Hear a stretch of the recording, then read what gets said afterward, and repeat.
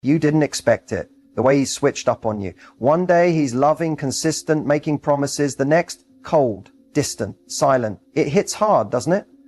But here's the truth no one tells you. What breaks you can also build you if you use it right. The very thing that made you question your worth can become your most powerful weapon if you learn how to confuse him by doing the one thing he never saw coming, pulling your energy back. See, men who play games expect a reaction. They expect tears, texts, begging, long messages, trying to fix it. But what they don't expect is silence, confidence, detachment. That's the power of the unexpected. When you stop trying to win him back and start winning yourself back, everything shifts. He starts to wonder, why isn't she chasing me? And that's where the confusion begins, because your power returns to you. This video isn't about revenge. It's about realignment. It's about using the pain he caused as the pivot point for your glow up. When you confuse him by not playing the game, you flip the whole script.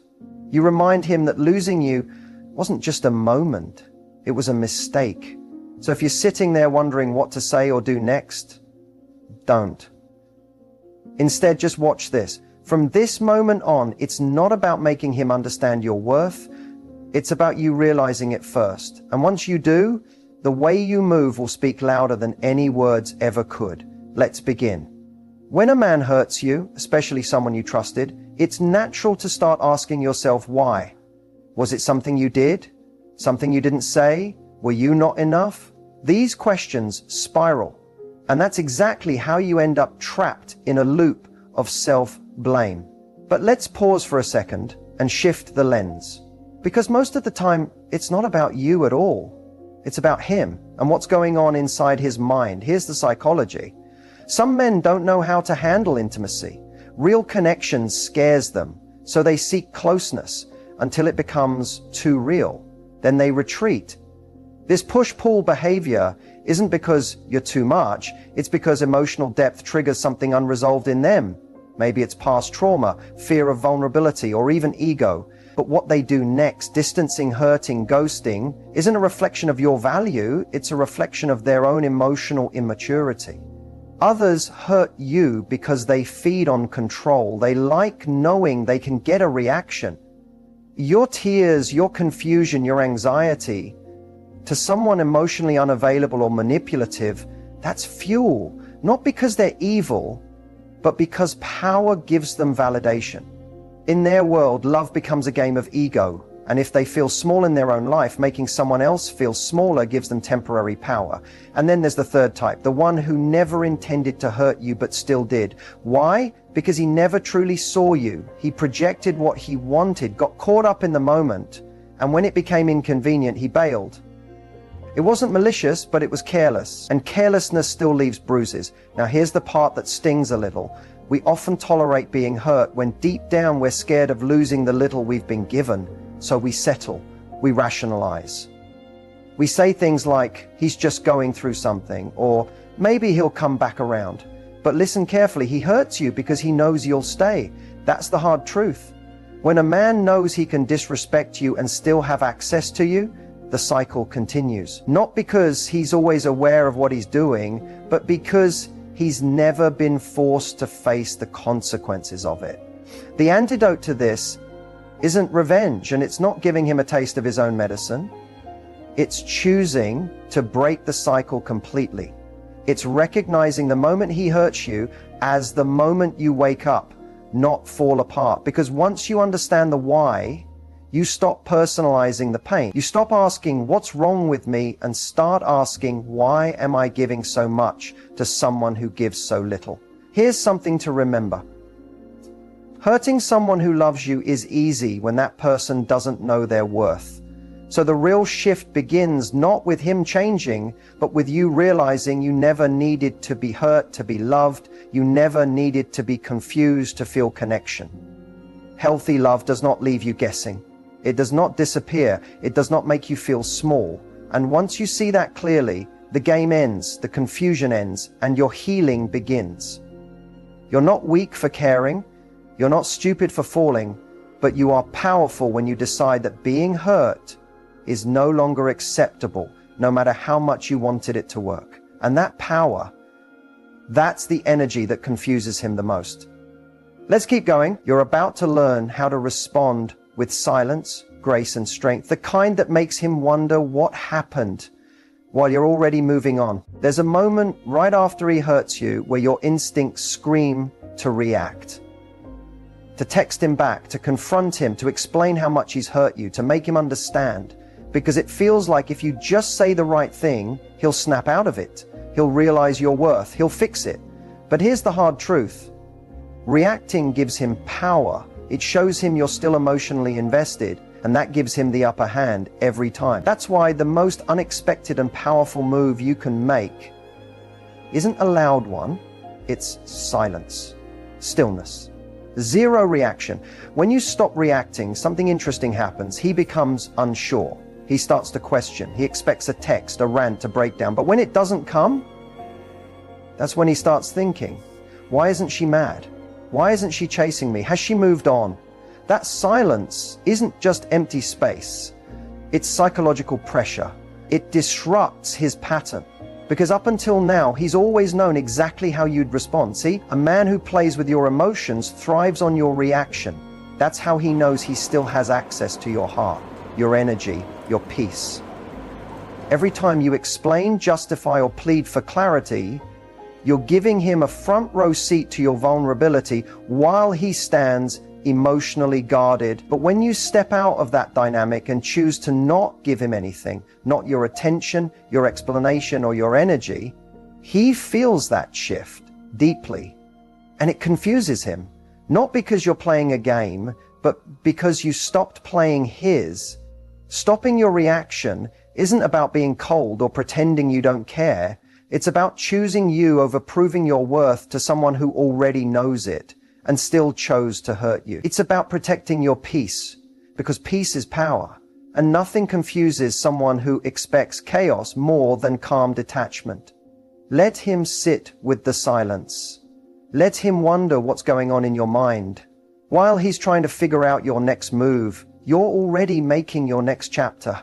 That's how you take control, not by forcing closure, but by closing the door yourself, quietly, with grace. The silence isn't empty, it's full of self-respect. And maybe he'll reach out, maybe he'll start breadcrumbing again, trying to test if you'll still respond. But here's the twist, you don't need his attention anymore. Because the version of you that needed his validation, she doesn't live here anymore. She evolved the moment she stopped reacting. This doesn't mean you don't feel the hurt. It doesn't mean you don't miss the version of him you fell for. But now you understand that reacting to pain doesn't heal it, it just repeats it. And if you want to truly move on, truly confuse him, and most importantly, truly empower yourself, you stay still, you stay quiet, you stay focused. No more paragraphs, no more over-explaining, no more trying to prove you're the one. Because here's the truth. The second you stop reacting, you become unpredictable. And unpredictability is powerful. It forces people to see you in a new light.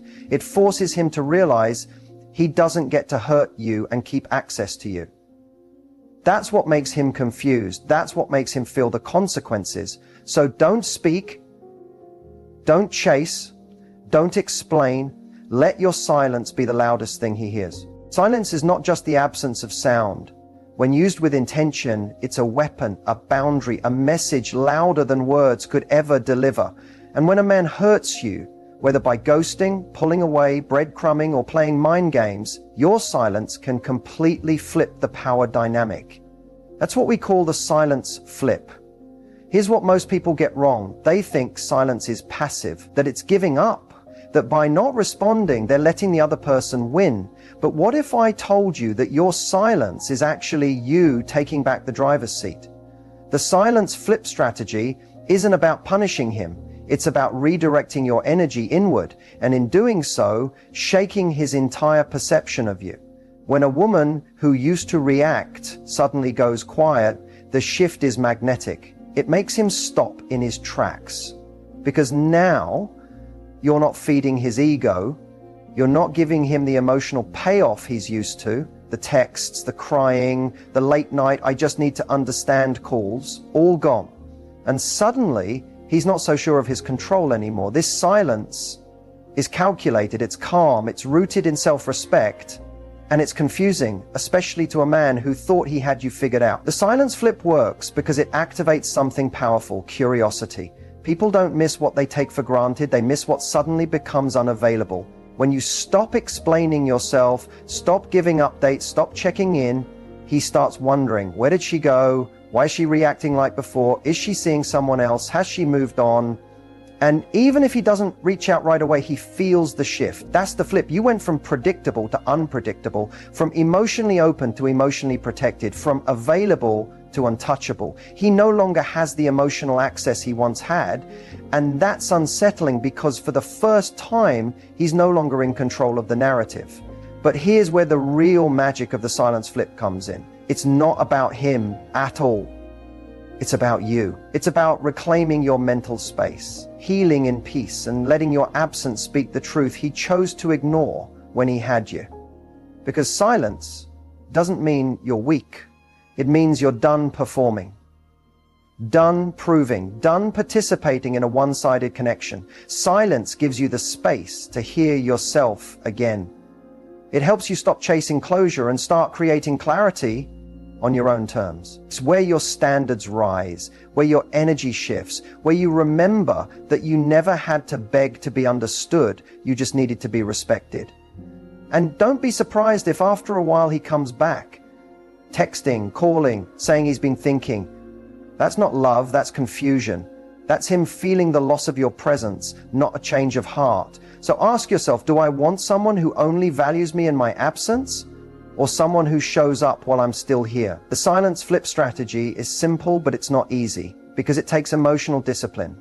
It takes choosing peace over chaos, power over ego, and self-respect over temporary validation. But once you master it, something beautiful happens. You stop waiting for a text. You stop needing the apology. You stop wondering if he'll come back. Because suddenly you don't want him to, not if he has to lose you first to realize what he had. That's the real power of silence. That's the flip. And once you do it, you'll never go back to begging again. There comes a moment, after the tears, the confusion, the late night overthinking, when you stop asking, why did he do this to me? And start asking, why did I allow it? That moment, that's when emotional detachment begins. And that detachment, that's your power. Emotional detachment doesn't mean you don't care. It doesn't mean you're numb or cold. It means you're finally choosing yourself over the chaos. It means you're no longer tied to the outcome, to the hope, to the fantasy of what it could have been. You're seeing things clearly, maybe for the first time, without excuses, without filters, without illusions. When you're emotionally attached to someone who's hurting you, everything they do has the power to break you. One word, one silence, one shift in tone, and suddenly your whole mood crashes. That's not love, that's dependency. That's giving someone else full control over your inner world. But when you detach, you take that control back. You stop checking your phone, you stop decoding mixed signals, you stop justifying bad behavior. Why? Because your peace matters more than their presence. That's what detachment really is. Choosing peace over the performance of a relationship that isn't real anymore. Here's the truth. When you detach emotionally, you no longer need him to change in order for you to be okay. You stop needing closure because you become the closure. You stop needing apologies because you give yourself the forgiveness. You stop needing to be chosen because you realize you've always had the power to choose yourself. And here's where it really confuses him. Because emotional detachment is silent. You don't announce it, you don't post about it, you don't even have to block him. You just shift your energy and he feels it. He might not be able to explain it, but suddenly your vibe is different. You're no longer available. Not emotionally, not mentally, not spiritually. He'll try to test it. He might throw out a text to see if the hook is still there. He might compliment you out of nowhere. He might act like nothing happened. But this time, you're not moved. You don't jump to respond. You don't read between the lines. You don't react because you're not chasing connection. You're protecting your energy. And that's what emotional detachment gives you. Freedom. The freedom to walk away without needing him to validate your decision. The freedom to stop begging for the bare minimum. The freedom to stop shrinking yourself just to keep someone else comfortable. This is where your confidence starts rebuilding, not the loud kind, but the quiet confidence that says, I know who I am and I won't accept less. That's the energy that shakes him. That's the energy that makes him question how he ever thought he could lose you and still sleep peacefully at night. You don't get there overnight. Emotional detachment is a process. You'll slip, you'll miss him, you'll romanticize the good moments, but each time you catch yourself and come back to reality, that's strength. It's healing, that's you rising, and eventually you'll feel it, peace, the kind that doesn't need closure, attention, or a second chance. The kind that comes from knowing you're no longer tied to someone who didn't see your worth the first time. So when he says, you've changed, smile, say nothing, because he's right. You have changed. You're no longer emotionally available for chaos. You're emotionally invested in yourself. And that is the purest form of power. What makes you truly irresistible isn't your looks. It's not how many compliments you get or how many men want your attention. It's not your outfit, your body, or how well you can flirt. Real, magnetic, lasting irresistibility, the kind that makes someone regret losing you, comes from something much deeper, how you carry yourself when you know your worth. A woman becomes irresistible the moment she stops trying to be chosen and starts choosing herself. The moment she's no longer available for anything that feels like confusion, inconsistency, or emotional games. When you embody self-respect, it radiates. It's in your silence, your boundaries, your calm reactions. It's in the way you no longer chase energy that drains you. Men are drawn to beauty, sure, but they're held by something stronger.